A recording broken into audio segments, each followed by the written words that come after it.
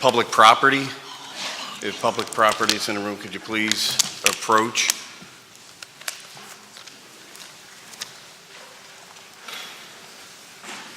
We will be taking a break after the completion of public property, and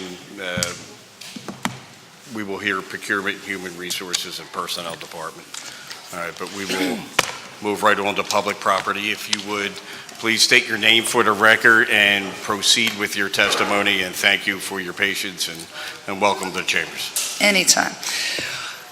Good afternoon, Councilman ONeill and members of City Council. I am Bridget Greenwald, Commissioner of Public Property. It is a pleasure to appear before City Council today in support of Public Property's Fiscal Year 19 budget request. As you already have our written testimony in front of you, which highlights the many accomplishments and plans of the department, I would only like to add one thing into my verbal testimony today. That is about the team of the Department of Public Property. DPP has many outstanding employees that tend to fly under the radar, and I would like to acknowledge them publicly for their commitment to public service. I've said it before, and I will continue to say, I'm very proud of to work in a place where employees show such genuine sense of care and commitment to their profession. This year alone, our staff set up and then broke down for Welcome America, the Eagles Super Bowl Parade, and the Villanova Championship Parade with very little fanfare and under a very short deadline. These types of requests come our way all the time. So in addition to working on our core mission of responsibly serving the city's workforce and community by providing quality facilities and workspaces of which we can be proud, we are consistently providing services that go way beyond the everyday work we do to maintain, acquire quality facilities. DPP staff are the unsung heroes of our city in my mind. Thank you for indulging me in that, and I'm happy to answer any questions you may have. Well, thank you for your testimony. Oh, and I forgot to introduce that Tom McDade, our Deputy Chief of Staff, is with me here today. Sorry. Well, you did mention your awesome staff and team that you had, so welcome to the table. Thank you. Chair recognizes Councilman Greenlee. Mr. Chairman, good afternoon. How are you? Hi, Councilman. And I certainly agree, your office, so many of your workers do such a great job. Thank and you. I know a lot of those are put together quickly and have to be taken down quickly and all that, and you do a terrific job. Thank you. You had talked about this, I think, earlier in the hearing process, but I know the council president particularly, I think, wanted to just get this on record again about the building security issue. Could you just give a timeline, kind of where you are and what the plan is briefly? Sure, absolutely. So we have an ask in the operating budget for about $583,000, I believe it is, to increase the security in City Hall. So we have a plan put together, a preliminary plan. It's phased in, so there'll be a first phase. We worked with the police department's Homeland Security unit. They came and did a full assessment completely of City Hall, floor to ceiling, so every building, every entrance. We came up with having people enter on the northeast side, as they do now, and the northwest side. So the additional funding that we need would be to do some construction work to make it more feasible to come in on the northwest side as you do on the northeast. It would start with our visitors, and then phase 2 would get into our employees. This would also pay for some equipment, magnetometers, the screening and whatnot. So once if we get this funding, then we could start as soon as the beginning of the fiscal year to actually put these processes in place. Be a big communication piece too, obviously, because it's going to be a very big change to how we do business now.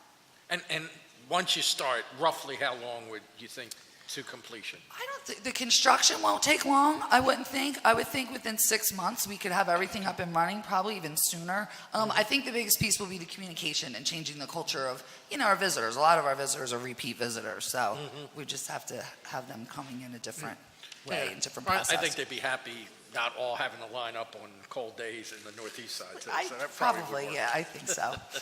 Okay, thank you. Thank you very much. Welcome. Thank you, Mr. Chairman. Thank you, Councilman. Chair recognizes Councilman Don.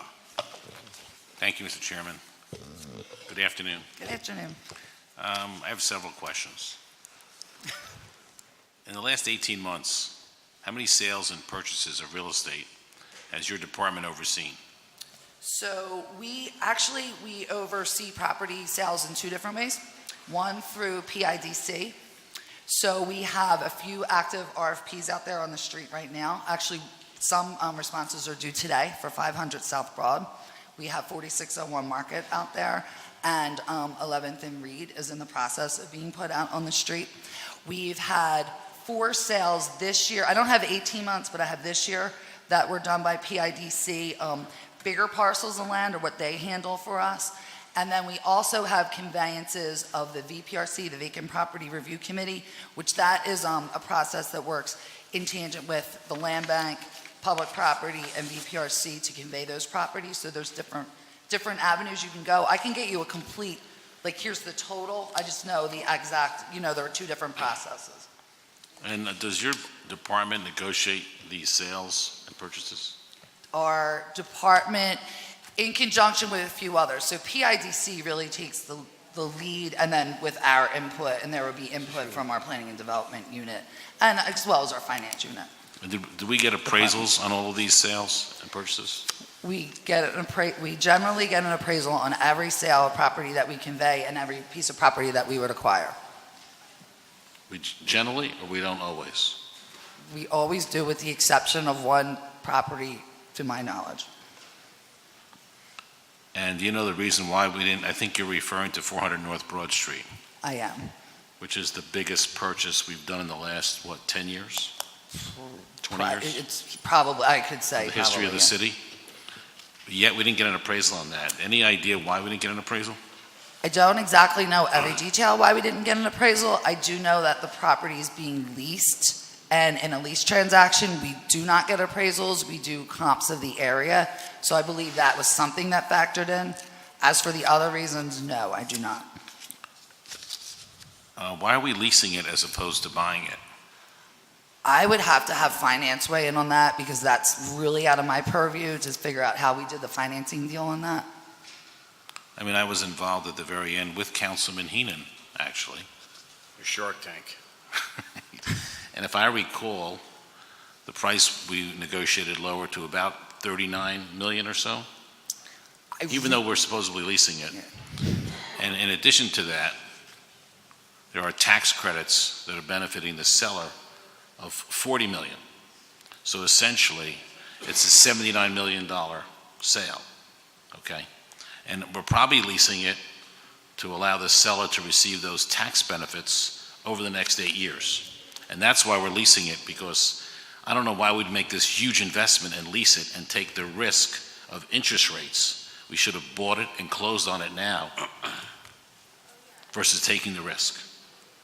But we probably are taking the risk because of the tax credits. And so in essence, by not getting an appraisal, that, by the way, I've talked to now 2 appraisers in the last month who've told me for this building that has 468,234 square feet, the price as is in the $70 a square foot range in today's market, which would be $32 million.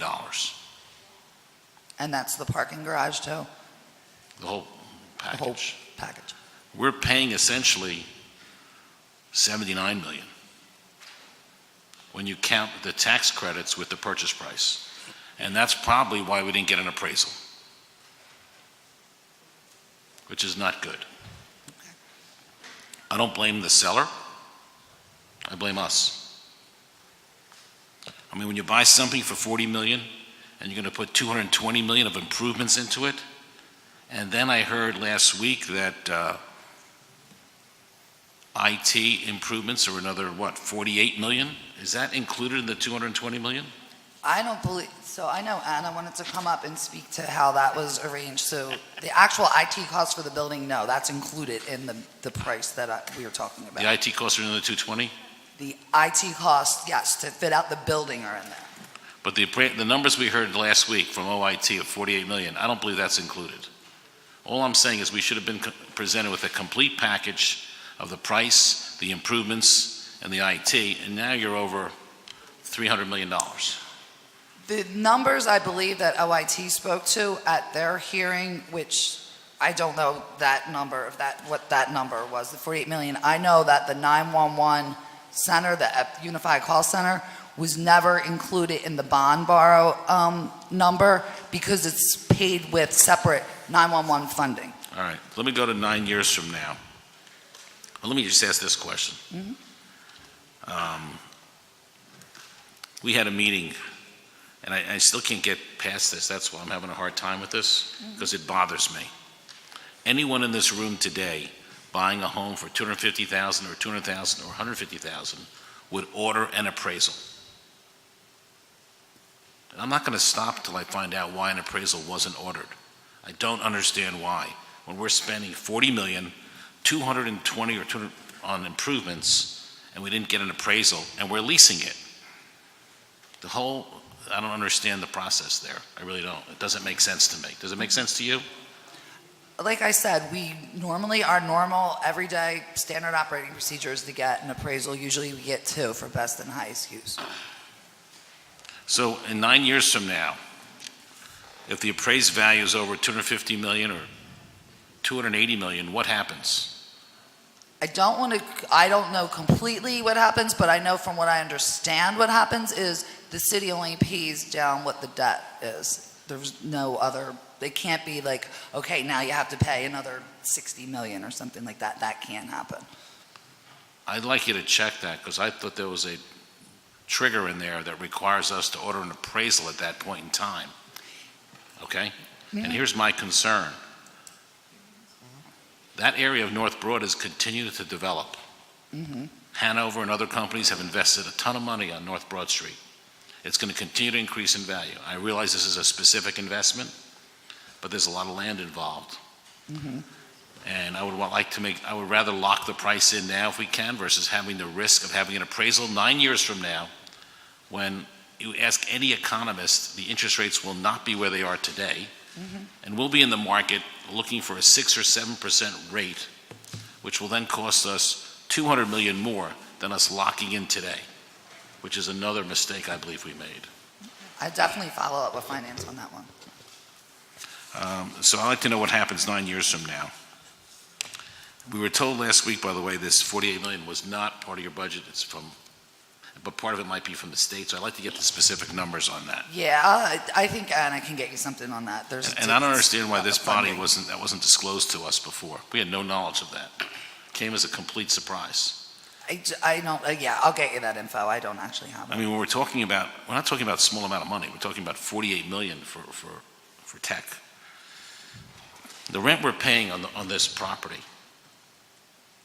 Where does that money? Does that come out of your budget? The rent that we're paying for 400 North Broad, I guess when they float the bond, I eventually think it will come out of our budget. It would be placed in our budget. And is that included as part of the cost? That's the whole entire thing. So that would be the construction cost, the lease, everything would be. So the lease payments are part of that whole cost? Yes. It's the soft and the hard cost. So I'm going to go on to something else. Give you a break on that. Sure. Thank you, I appreciate And it. by the way, I think, Bridget, that you know in your heart that we should have ordered an appraisal. I'm going to say that publicly because I think you know that. And I'm not sure why we didn't order it, and no one can give me an answer why we didn't order it, but I can tell you that again, if we are the board of directors of $4.6 billion plus $4 billion of capital plus the school district another $3 or $4 billion, and we're looking at a $260 million purchase with another IT of up to $300 million, and we didn't get a third party to appraise it, which we could have used the appraisal as a negotiating tool and to substantiate our purchase. I don't understand that.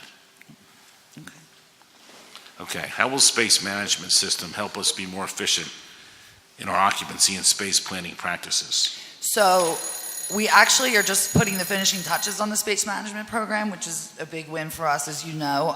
We used to go floor to floor in our departments with a big CAD drawing and just erase people's names and move them.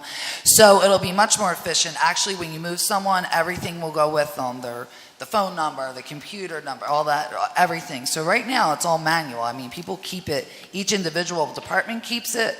Sometimes they inform public property about it, sometimes not. I mean, sometimes, you do internal moves. We don't know where people are. So it'll be much more efficient. It'll link up with the IWAM system, so we'll actually be able to say, this is how much money we've put into this building, this is how much money we've been able to put into this floor, and this is where, if we're going to do some improvements, where we start.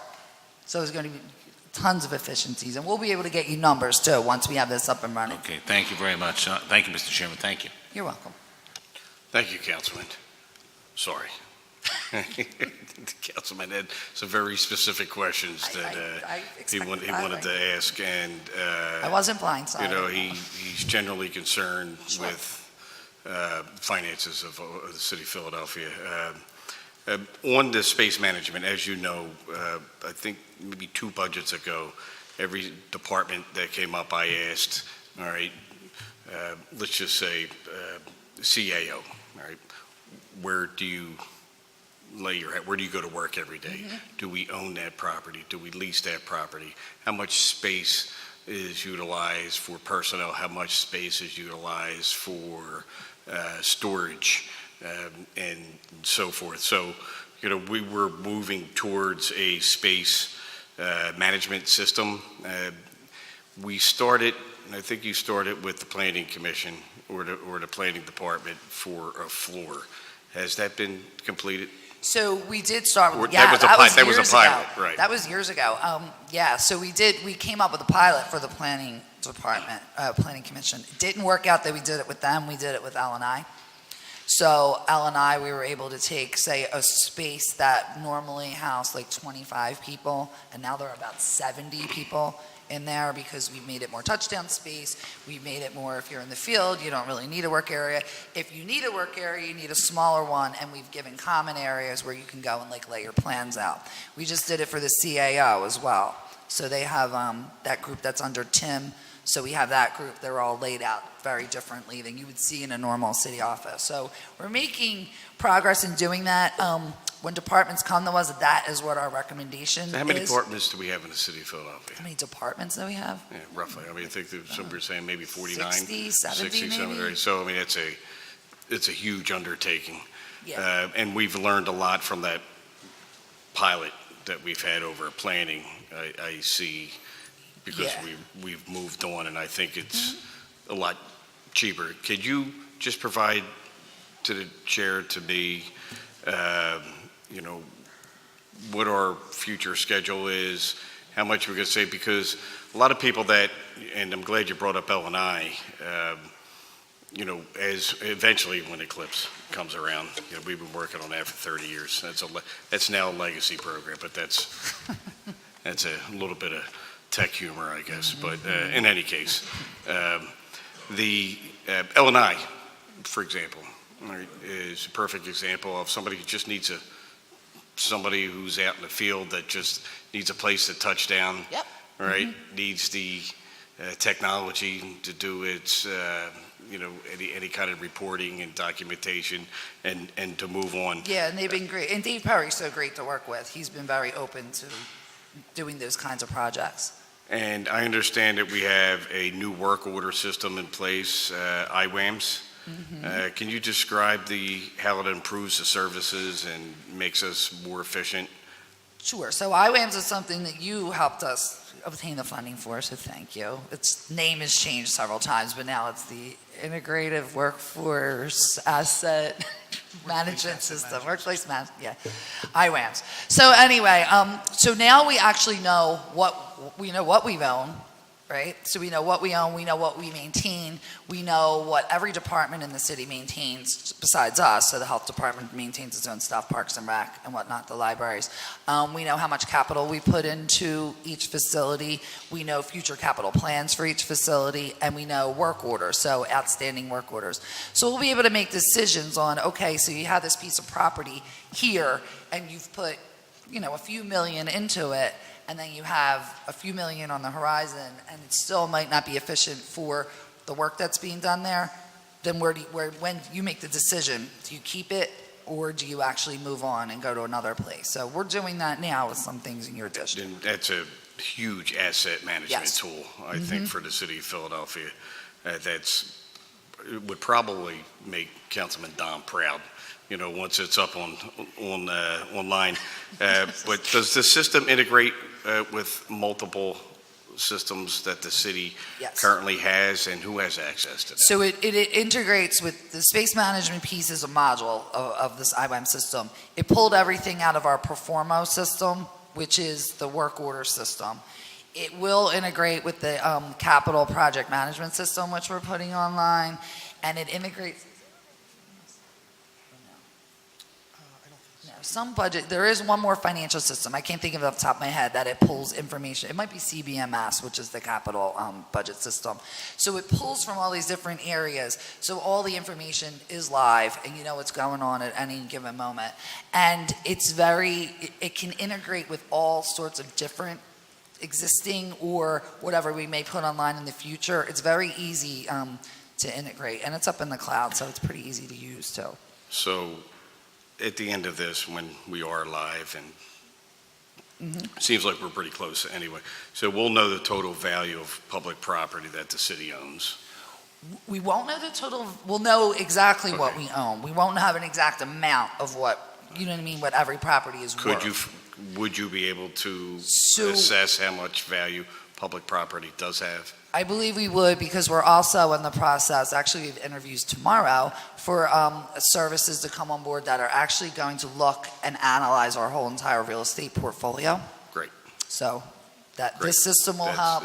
Those people's Because it's all services will kind help. of- We have expertise with our real It's all estate kind of deputy. woven together. Yes, you yes, know, we're in one actually system. putting So it all I together. want, what I'm trying to get at is that there is a master, we don't have an affordable housing plan with the city of Philadelphia, so we're doing all these one-offs, and it's going to be my pet peeve, and I'm going to talk about it for forever until we come up with a master plan. All right, but you have a plan that you're working towards, Yes. which I'm happy to hear. All right, and that includes how do we, and I'll use rebuild as an example, how do I, all right, maximize and leverage the resources, you know, just in my district, right? And you're doing that citywide, right? So you have a plan moving forward. Sure. How do you leverage capital dollars with capital investments with OIT and other kind of investments for future? And then you could put a dollar value. And then, you know, through that system, will we be able to discover what are we, where we are at capacity and where we are underutilizing the Yes. space? That's a big piece of it. All right, so, and is there an advantage to keeping some of our property strategically throughout the city, like I'm going to say as call, but like having public property held back for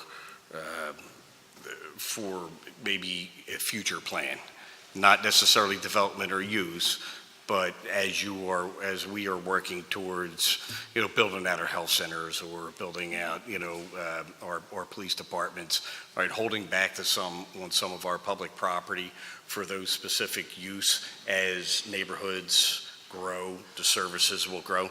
I believe that when we have this these real estate specialist services on board, that's things we will look at. Yeah, do we do it now? Yes, but it's on an informal type basis, I'm going to be honest. So now we're going to look at things more strategically and more formally, and like, hey, what does the market bear, and should we really be here? Maybe we should be over here, and maybe sell this piece of property and develop it, and be over here where it actually makes more sense, where the services are more useful. Right. So yes. Right, I'll give you an example. My district, well, you answered my question, so I'll just move on. Chair recognizes Councilman Green. Good afternoon. I just have some questions for public property regarding diversity and inclusion. I was able to look at your budget testimony to see the breakdown of your workforce, but I have a question in reference to how does your department foster diversity and inclusion. In that respect, what are your business goals in that regard? So our department worked very closely with Jackie Linton's group. So for our And for the record, when you say Jackie? Jackie Linton. And Jackie Linton works for the CAO. She's in the HR and talent group. And that's for your workforce?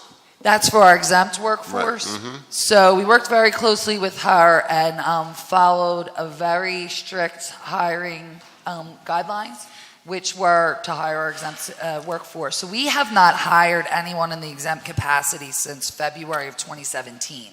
We are bound by a certain number that we're held to. So we are at that number.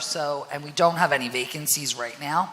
So the two we had in the past, we used Jackie and her system, and What we did was we hired a deputy commissioner for facilities and a deputy commissioner of real estate. So, Okay, so let me focus more so on your procurement and contracting in reference to diversity and inclusion. What is the department's goals in reference to that, and how does the department's goals impact the city's overall goal with respect to minority spend? sure. So our overall goal is 50%. And for the record, that was 50% for 50. contracts. For our professional services contracts, which are the ones that we put out through RFP, we are at 30% now year to date. We anticipate we'll be about, last year we were at 65%. So I anticipate we'll be around, somewhere around that range this year. When you look at our report, you'll see it by quarter and it catches up at the end. So you'll see 30% now, and then you'll see 60%. That's so for professional 30%. That's services. for half the year, or Yeah. and you anticipate. So last year you were 65%. You anticipate 65% again this year. First professional services. Right, And then, professional services. yeah, and then there's another breakdown, which is public works. So those numbers are lower. They're our procurement type contracts. So they're done, you know how procurement works. So they're not professional services where we go through an RFP. And how does your department reflect the entire city spend? How does it? Your department, like what percentage is public property as it relates to entire city spend on diversity and inclusion from professional services? What is our, I don't know that Don't have it, answer. I okay. could get you that, but I don't know that. That would be in Iola's group. Right. And so you've worked with both. So you talked about how you work with Jackie Lynn from CAO and HR regarding your workforce. And are you working with Iola Harper from OEO in reference to meeting her goals? Yes. Okay. And can you describe the nature of that work? So we have our our diversity officer is one of our deputies, our deputy commissioner of administration. And who is that? Lori Davey. Corey Davey? Lori, Okay. yeah. So she meets frequently with Iola's group. She participates on the OEO commission's what is that? Working group. I'm sorry. She participates in that. We meet with Nolan and his group quarterly. I meet with him personally every quarter. We go over our contracts and how we can maybe meet some goals there, also with the workforce. So we're very proactive in meeting with everyone and then establishing plans based on those meetings. And when you say you work, I said you meet with Nolan Atkinson as well as Iola Harper. Yes. Are they also involved in your actual decision-making for RFPs? They actually are, yeah. So Iola has someone that's represented on our RFP selection committee, and then she also has a part that reviews the RFPs before they're put out.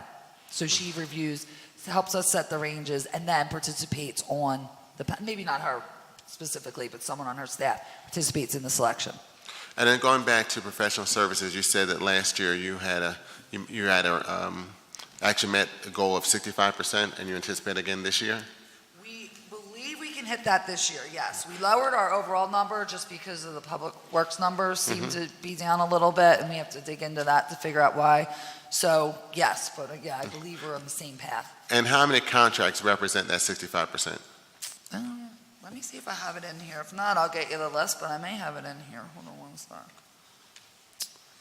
And if that information you can provide to the chair, because I didn't see that in your Yeah, you know testimony. what? I don't have it in here. Yes, I can provide it though.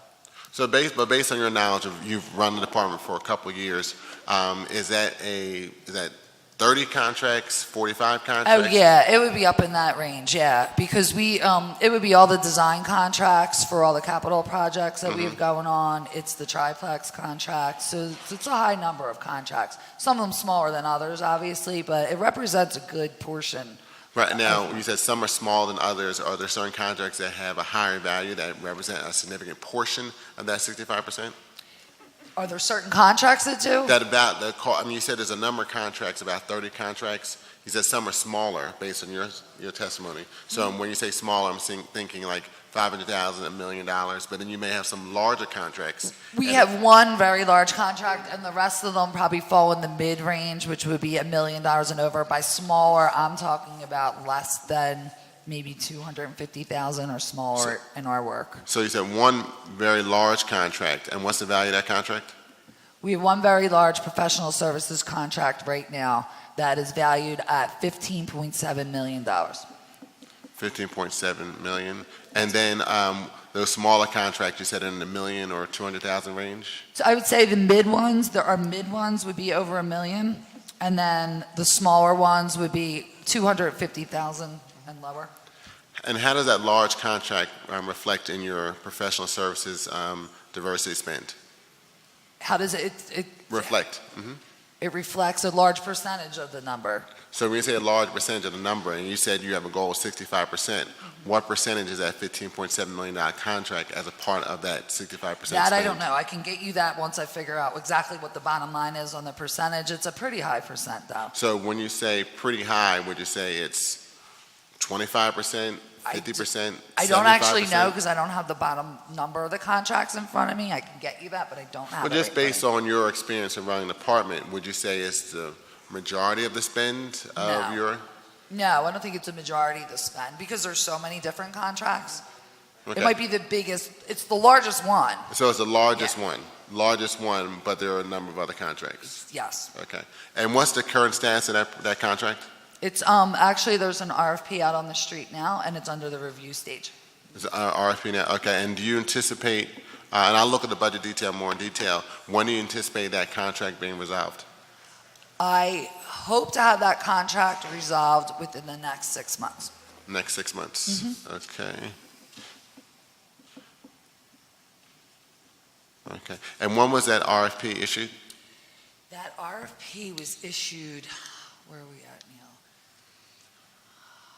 I do not even know the exact date. I want to say it was issued before the holidays, so maybe October So October of of 17, and you anticipate having that resolved. So we're in April now, so next 6 months, so you're saying, Year.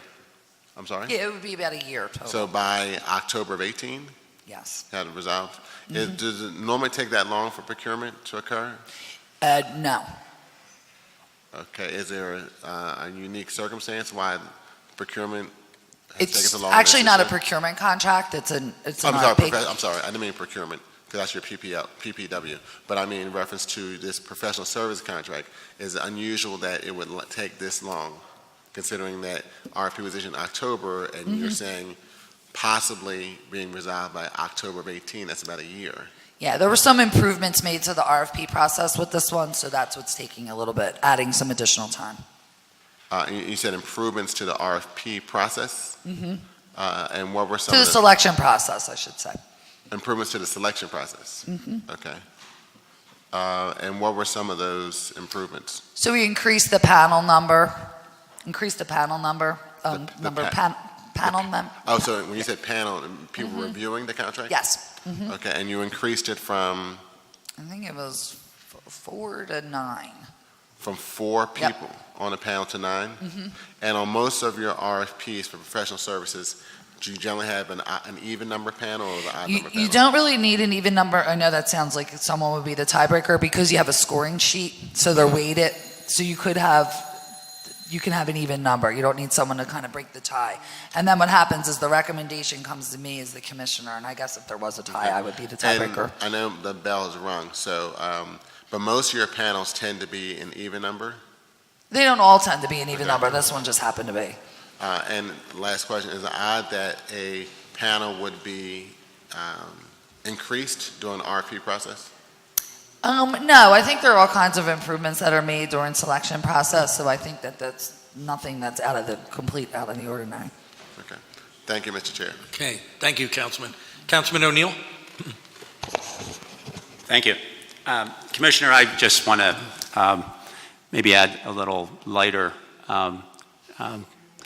level of comments or questions. I just want to thank you for what you've been able to do now over 2 different mayors in really transforming your department. I think we went 12 years with one commissioner not that long ago that we never saw, heard from, or talked to. Deputies really weren't much better, if at all. One of them actually was doing real estate deals on the side. It wasn't a department that functioned in any way that we would recognize today. The responsiveness, which I always say starts at the top, because if I'm below commissioner at any managerial level, and I work for a commissioner who responds, is accessible, does it 24/7 with people that need fairly quick responses sometime. It's really remarkable. And I know there's a lot of modernizing, entering the age we're in, and bringing your department up in every way to the equivalent of a private operation. And while you may or may not be right there where you want to be, I just want to mention on the record, it is really appreciated, and I congratulate you for it, not just under Mayor Nutter, but under Mayor Kennedy. You bring no ego to the position. We've had that with some pretty decent commissioners who just, the ego got in the way all the time. And yours is one of the departments I wouldn't mind working for in a managerial position from deputy commissioner on down. You need a And gig. If I you haven't need been a able gig, to. you wanna get I haven't been able to. Are you say applying that. for a job, Councilman? I haven't been able to say that too often over many terms. Thank you. Oh, thank you. I appreciate that. Thank you. Commissioner will take those comments anytime, Yeah, right? thank you. Councilman Dom. Thank you, Mr. Chairman. Just a few more quick questions. Sure. I just wanted to make sure I understood. On page 2 of your testimony, it states you have 167 full-time employees as of December 2017. But on page 4, it looks like the request is for 150 budgeted positions. Mm-hmm. So what we've done is we've better aligned our number of positions with our overtime usage. As I mentioned in my beginning testimony, we work on special events and things of that nature. We have things we have construction projects that we just can't do in City Hall, like during working hours. We have different shifts, and we try to cover as much as we can on them, but we do utilize overtime, and it just makes more sense for us than to carry vacancies to utilize the overtime instead. So we just shifted. The Class 100's the same. It just shows a different balance of how we just. So how many employees do you actually have? Right now, we have 139. Okay, So 150 seems right. legit. What type of sustainable efforts are we making to cut down on the amount of money we spend on utilities in City Hall? I have my friend Adam here who has all that information.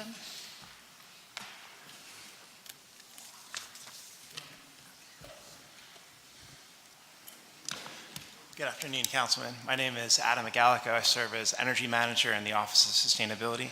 To answer your question, at City Hall, we've done a couple things. A couple years ago with the Department of Public Property, we did an energy performance contract that focused partially on City Hall. So we spent about $3.5–4 million in this facility, changed just about every single light bulb. This was before LEDs were really prevalent, so now we're going back and doing some LEDs in spaces. But most of the work that we're doing right now in this building is around our building automation system and making sure that the facility continues to shut down properly at night. We've invested a lot of, or we're investing with OIT a handful of money to basically take all of that data and start to monitor it on a nightly basis. There was a gentleman I introduced you to maybe a year and a half ago. Mm-hmm. And the reason why I brought him to you is because he is being used extensively in the private sector to save tremendous amounts of money. Did anything develop from that conversation? So that gentleman was working in the energy procurement consulting space. So we did put out an RFP. It's still open right now for those services. I can't really talk about the process. Because I will say this. He said to me after he met with you that he felt if he was running it or helping you run it, he could save us close to $10 million a year. I will say this, he has saved private owners immense, unbelievable amounts of money in the private sector.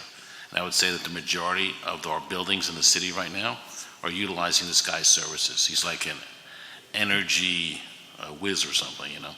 But it might be worthwhile to reach out and see if he can bring that skill set to us. Because, I mean, $10 million a year is $50 million over 5 years.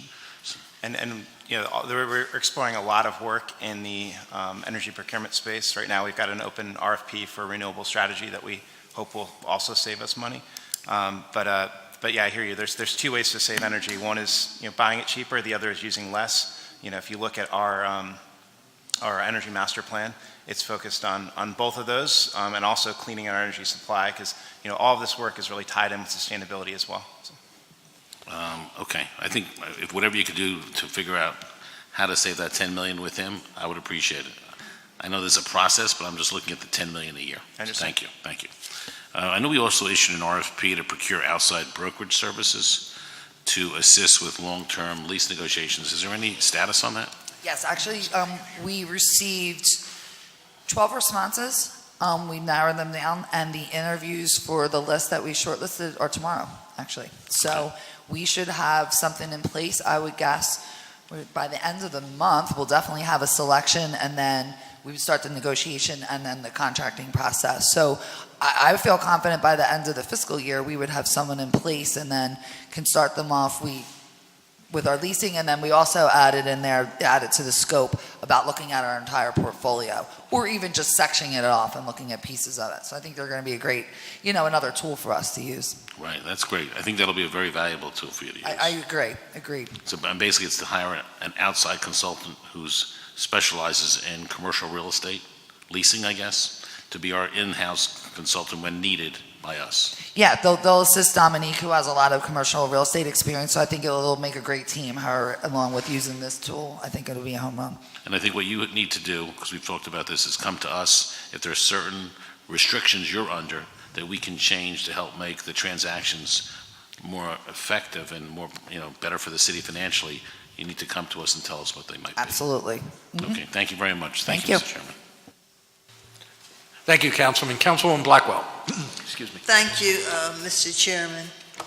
We wanted to say that we know we have a lot of issues with the city, but I want to thank this commissioner. Whenever we call, she's always available. Whenever I see her, even in the street, and I say, I got an issue, she'll say, call me, and she always tries to help us. So I thank you and your department. You're welcome. Anytime. Thanks. Thank you, Mr. Chairman. Thank you, Councilwoman. Being no further questions, again, thank you.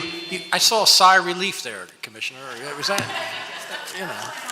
Oh, okay, I got you. They came up to the surface. But again, thank you for all you do and your responsiveness, okay? Thank you. Thank Mr. you. McDade, always nice. Always nice to see you, sir.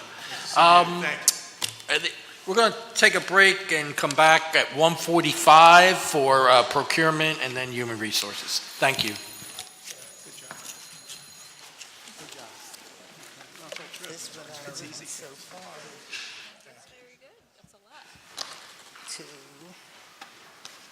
3, 4, 5. They get mixed in. 6. Need an envelope for that. 7.